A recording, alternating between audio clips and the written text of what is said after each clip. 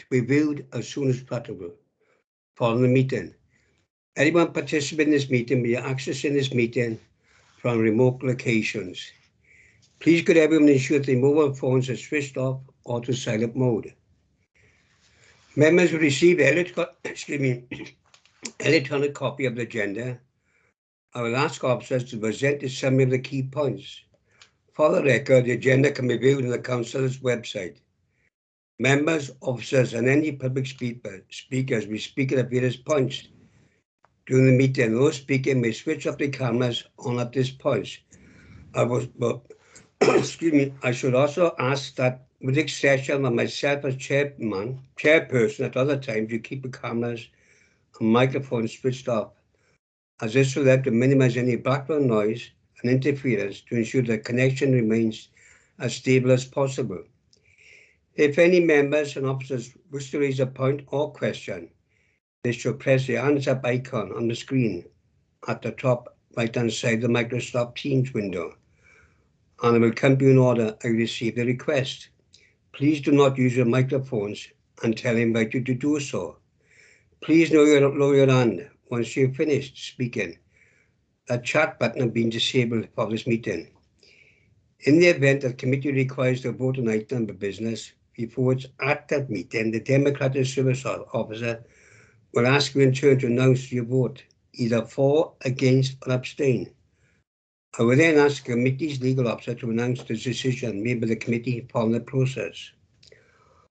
Officers from the Democratic Services will be supporting the meeting and will be monitoring the use of microphones throughout the meeting, and where necessary, mute those not being used. Before we not formally commence, I will now ask the officer from the Democratic Services to announce the names of the councillors in attendance at this meeting.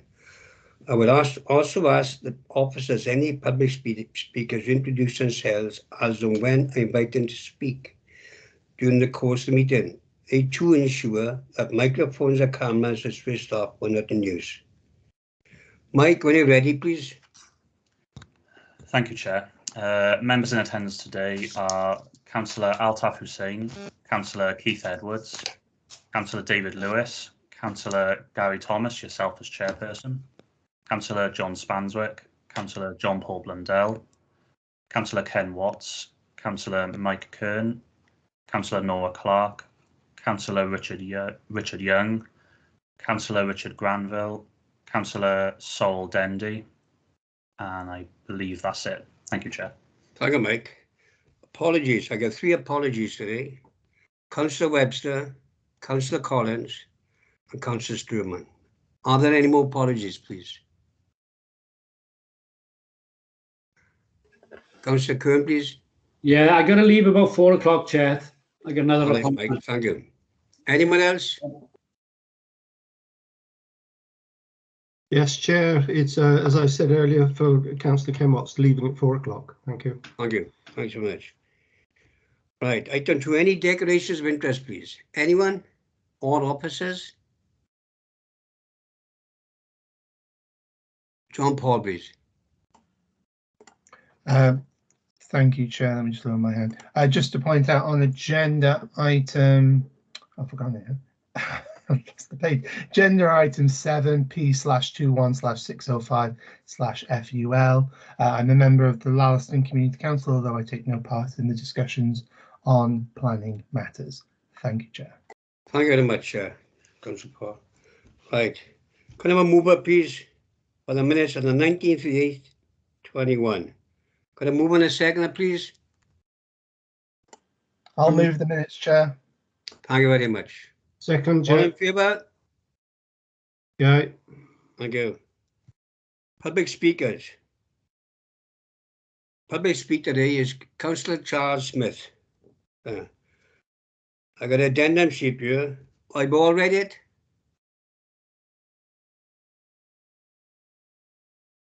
Yes. Thank you very much, Nora. Very kind of you. Right. Item 7. 20 Shakespeare Avenue, Kevin Glass. We got one speaker here, and it's Councillor Charles Smith. Mike? Yes, Chair. Are you ready to time in? Or? It'll be Craig putting the time on the screen. Yep, there it is. So ready when you are. When you're ready, please, Charles. Thank you, Chair. Members, I'm here in my capacity as ward member for Llangewith and Bryn Hyfryd ward. A number of constituents living in Shakespeare Avenue have asked me to make you aware of their genuine concerns about this application. The whole point about living in Cefn is that it is a mixed and diverse area. It's not a gated community. People of all sorts rub along together as good neighbours, and my constituents feel for the young vulnerable person who the applicants claim will be professionally looked after at this address, 20 Shakespeare Avenue. The problem is that my constituents have genuine and real concerns for their safety. These are not theoretical concerns, they are real concerns arising from previous experience when this same business operated without planning permission. Our social services tell me that they have not been approached by the applicants for this current application, so it's nothing to do with them, but social services tell me that they previously placed a young person at this address, but the contract was terminated due to concerns from Care Inspectorate Wales. My constituents will tell you, and they've written in to say, that these concerns involved severe threatening behaviour, reported a number of times to the council and with police involvement. And they ask that on the grounds of public safety, these and the genuine and evidence concerns that you consider refusing this application. Colleagues, there are many young families looking for reasonably priced rented houses in Cefn. Please consider whether this use for 20 Shakespeare Avenue would be better than the running of a care business which has previously failed to work to the standards of the regulator Care Inspectorate for Wales. Thank you, Chair. Thank you, Councillor Smith. Rodney, when you're ready, please, item 7.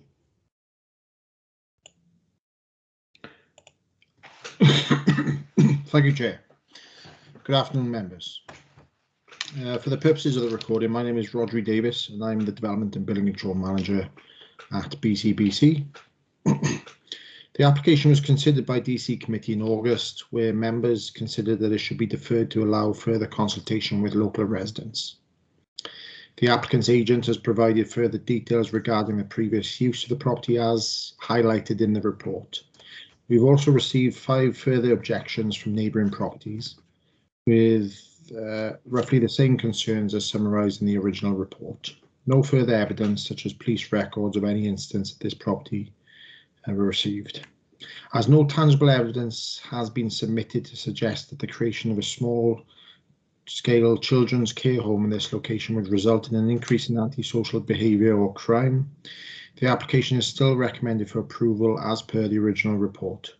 It is reasonably concluded that the proposal would not result in any additional activity when compared to a normal house. The operation of the small care home will be controlled by other legislation, and the facility will be registered with and overseen by the Care Inspectorate of Wales.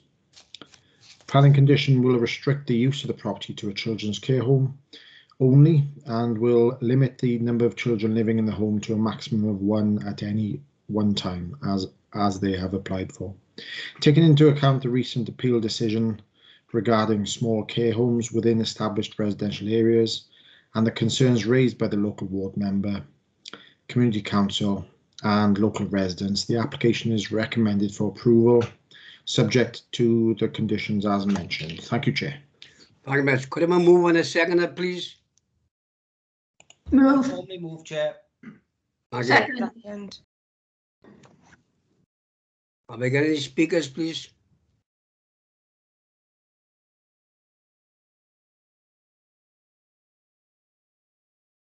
I don't appear to have any speakers. Right, we better move on a second. Are you all in favor of the recommendation? Yes. Yes. Thank Yeah. you very much. Yeah. All in favor? Aye. Aye. Thank you. Thank you very much.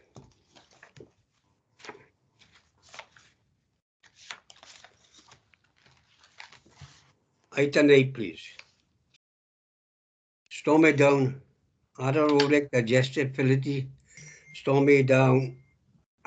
All right. Phil, please, when you're ready. Thank you, Chair. Members are probably quite familiar with the site at Stormy Down, as I think you may have visited previously. The anaerobic digestive facility has been operating on the site for a number of years, since 2016. When we granted consent for the development, we imposed a number of planning conditions. This application is seeking to vary two of those conditions, conditions 1 and 7. Condition 1 listed the approved plans and documents, and the variation proposed by this submission is an extension to the main reception building and a minor increase to the height of the glass flue, and they're detailed on the first page of the report. Condition 7 of the original consent imposed a limit on the tonnage of waste that could be processed annually. This application seeks to increase that from 48,500 tonnes to 95,000 tonnes.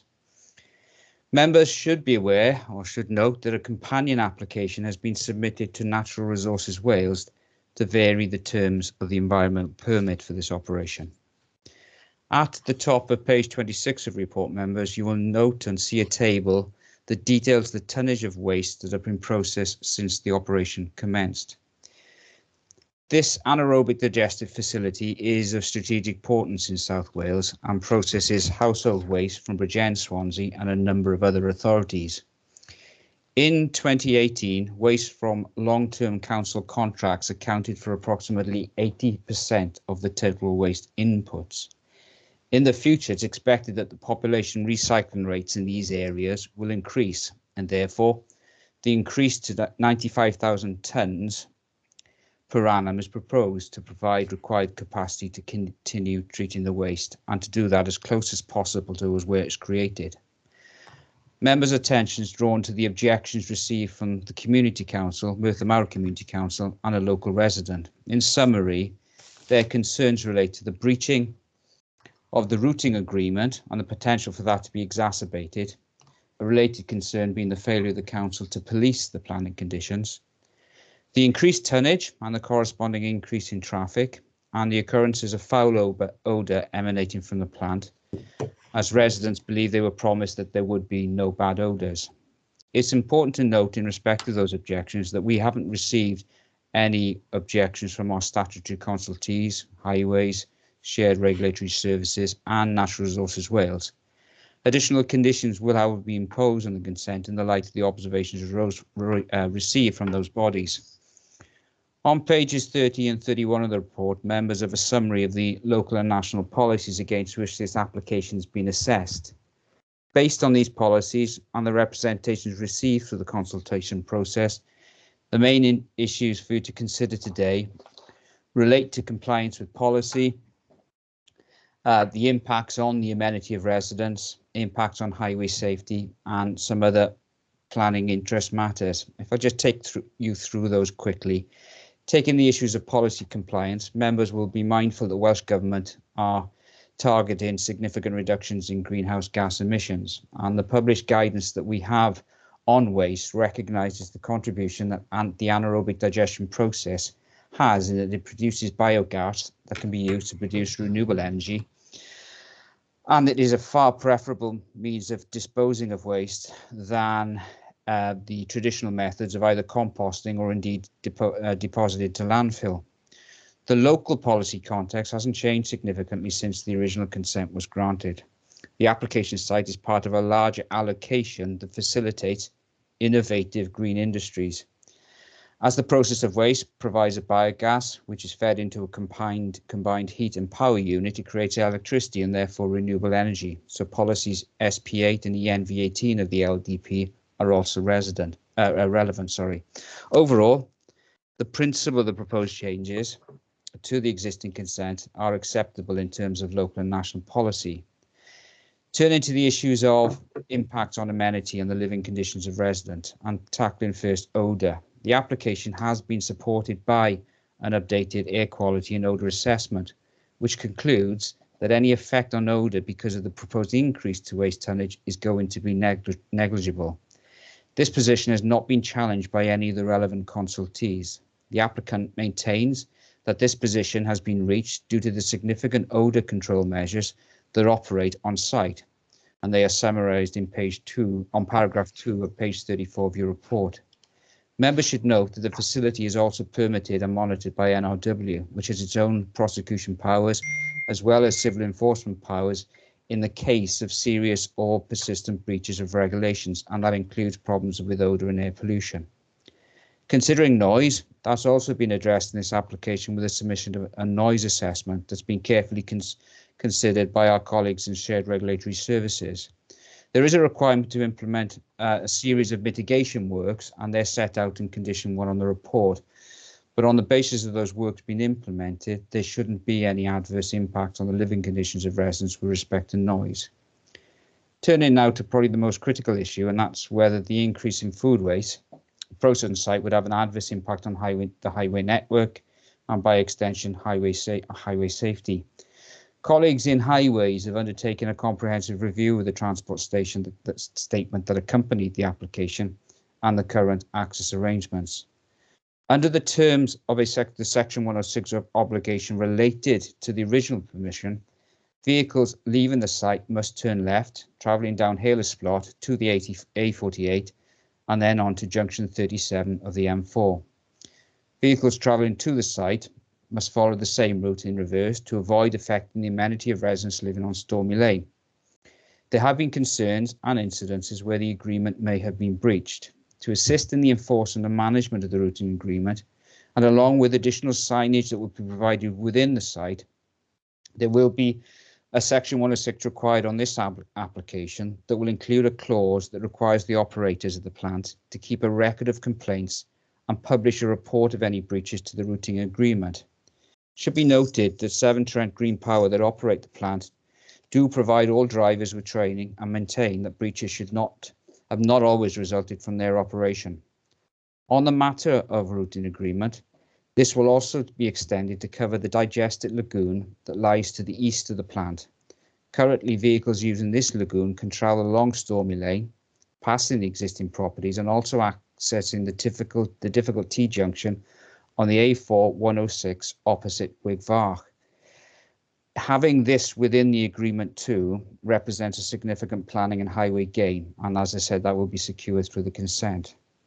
Turning to the issue of traffic generation, when the permission for the AD facility was originally granted, it was predicted that traffic movements could average 60 HGV movements per day, and that's 30 vehicles in and out, peaking up to 102 on certain days within a given year. Although the tonnage of waste being processed has already exceeded the consented levels, the actual traffic movements that have been recorded fall below the predicted levels. That's largely due to the significant increase in the average payloads of the waste imports. Basically, it's being carried in bigger vehicles. The transport assessment concludes that the proposed changes in tonnage will not result in any greater impact on any given day than was previously assessed and approved by the 2015 application. In reaching this conclusion, the TA did not fully account of the potential increase in traffic in the local area from other businesses. To introduce a further degree of control over the peaks in traffic movements, where that didn't exist in the earlier consent, conditions will be imposed that will not only control the tonnage that can be processed, but also the number of vehicle movements to the site to the level that was considered as part of the original permission. Overall, through the measures that will be secured through the planning conditions and the 106 agreement, the impact on the development and highway safety is no greater than that originally consented for this operation. The report before you also considers site drainage, biodiversity interests, landscape and visual impacts, and archaeology, but concludes that there will be no adverse impacts. Members, in conclusion, the proposed changes to the AD facility through the variation of conditions 1 and 7 accords with the overarching objectives of national and local planning policy.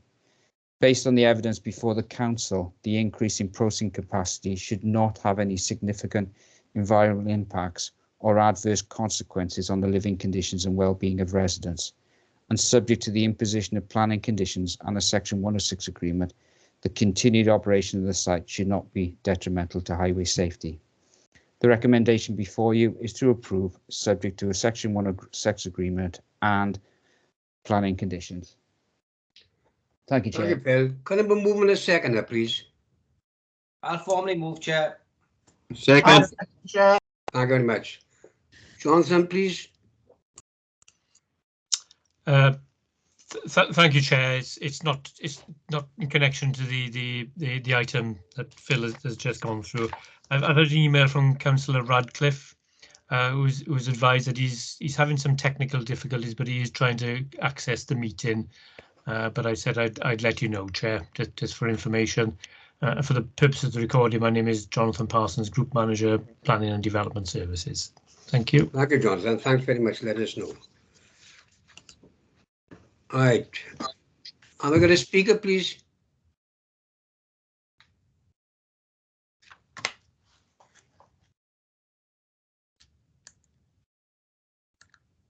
I don't believe I got any speakers here. Right. We better move in a second up. All in favor of the recommendation with conditions? Aye. Thank you very much. Aye.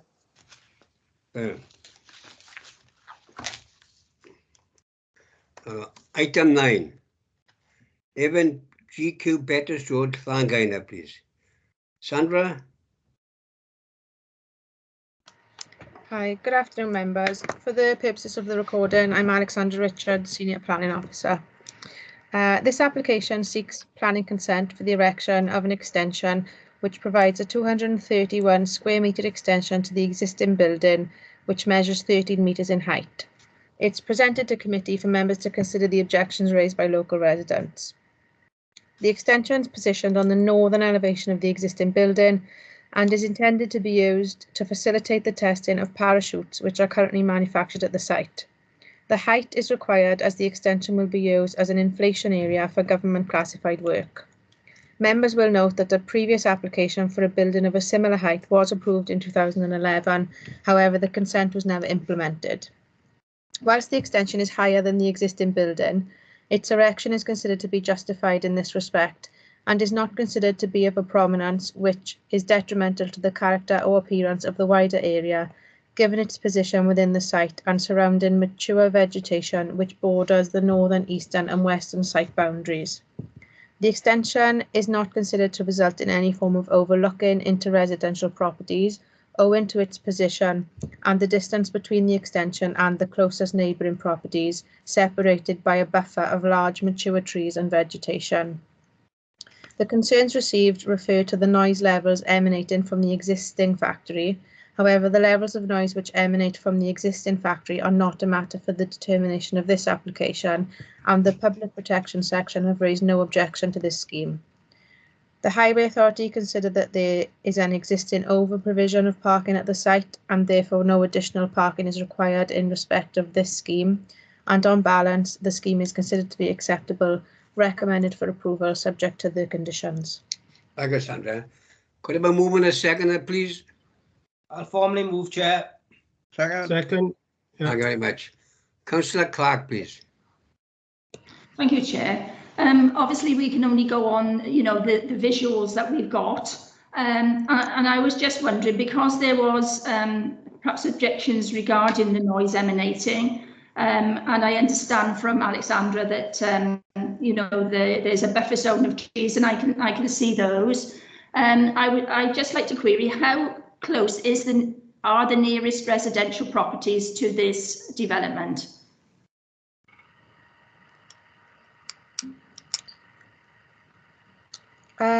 I haven't got an exact figure, Councillor. I can try and find out for you. Can I come back to you on that? Well, I'm not quite sure. I mean, can it be judged? I mean, obviously I can see properties. There's one, I'm looking at figure 4, which is the aerial image of 2020. And up in the corner, on the left-hand corner at the bottom, there seems to be a cluster of properties. I'm not sure whether it is properties.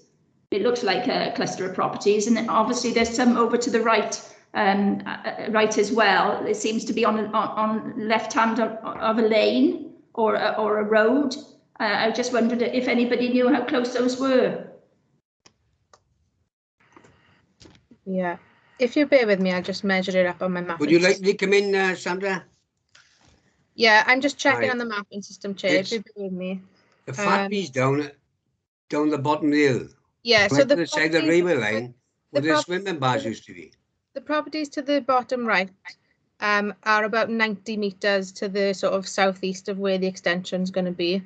And then the properties which are on the eastern side of that main road are about 120 metres to the east. What about the ones down on the corner, Alexandra? The ones on the left-hand side? There, yes. Yeah, they are about 155 metres away from where the extension's proposed. Right, I got to work it out. I got to work it out in feet. I'm sorry, because meters mean nothing to me. So just for me to get an idea. That's fine. Thank you very much for that information. Thank you. Councillor Clark. Right. I've got no more speakers. No hands up. All in favour of the recommendation with conditions? Aye. Aye. Yeah. Thank you very much. Right. Item 10, please. Sweet Little Treats, Earl Llanghaina. Do move, Sandra, please, when you're ready. Yeah, thanks, Chair. This application seeks retrospective consent for the change of use of Sweet Little Treats in Llanghaina from a use class A1 to use class A3. The applicant proposes to operate the premises as a fish and chip shop, to operate between the hours of 12 p.m. and 9 p.m. Monday to Saturday, and 4 p.m. to 9 p.m. on Sundays and bank holidays. The site is currently operating and serves hot food takeaways, albeit at more limited hours than those proposed as part of this application. The application is a resubmission of a planning application for the change of use of the premises to a fish and chip shop, which was refused on the 11th of March 2021 on highway safety grounds. The site has a significant history of planning applications which seek to change the use of the premises, all of which have been unsuccessful and have all been refused. The schemes presented to committee to consider the objections raised by local residents. The main issues are the impact of the change of use on highway and pedestrian safety. To provide a site context in terms of the highway network, the site is located on the western side of Hwyl Llanghaina, that is a single carriageway road with significant traffic restrictions in the form of double yellow lines, a bus stop and a zebra crossing. The site is located to the west of an established residential area, which mainly consists of two-storey semi-detached dwellings which do not benefit from off-street parking facilities, resulting in an area which suffers from oversubscription of on-street parking. This context is supported by the representations received from local residents. Members will note, as per page 59 of the agenda packs, the planning permission for the change of use of the premises to an A3 unit was previously refused and was dismissed at appeal in 2003. The inspector noted that there is an acute junction immediately opposite the site, which leads steeply uphill into a residential area. There are double yellow lines, a bus stop and pedestrian crossing on the main road on either side of the site. This effectively means that vehicles may not legally stop or park on the highway for about 45 metres to the north of the site, or around 60 metres to the south. Parking is only restricted on the access road opposite for about the first 9 metres. However, the narrow width of that carriageway means that vehicles can only park on one side, and when doing so, they reduce the usable width to a single vehicle only. The appeal concluded that the proposal would be unacceptably harmful to the safety and free flow of traffic, and it was dismissed. A subsequent application was submitted in 2013, which was also refused on highway safety grounds. More recently, an application for the change of use of the premises was submitted in December 2020, and as there are no change in circumstances since the previous applications were refused and dismissed at appeal, the application was refused, but no appeal has been lodged to the Planning Inspectorate.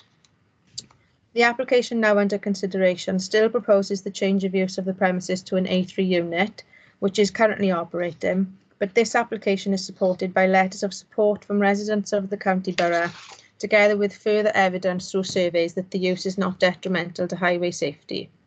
It is considered that the survey provided is not representative of a fully operational A3 use, and therefore the concerns previously raised by the Highway Authority are not fully realised as they would be with a fully operational A3 use operating between the proposed